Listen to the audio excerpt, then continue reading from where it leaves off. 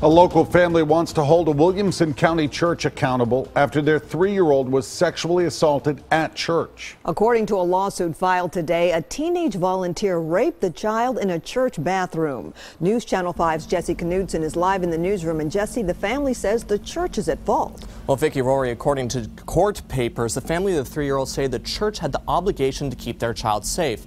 Instead, they say that the child was open to sexual assault.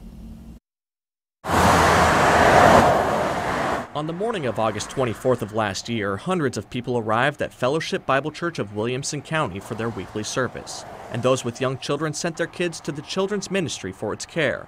But one family later regretted letting their 3-year-old out of their sight. They weren't just, sending their kids off willy-nilly somewhere. They thought it was safe. That supposedly safe place was another building on campus. But on this Sunday, it was not safe. The then 3-year-old boy was brought into a church bathroom by a teenage volunteer where he was assaulted, but the family didn't find out until the next weekend.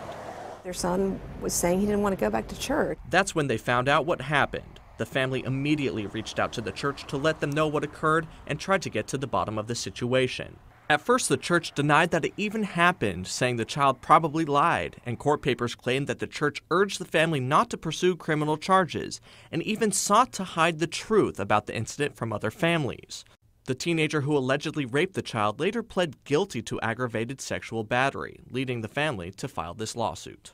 We want justice for this family, but also we want to make sure that every child at this church and at every church is safe. The lawsuit against the church alleges that the church did not adequately protect the children by not completing adequate background checks, not lining out policies and procedures, and not providing adequate training.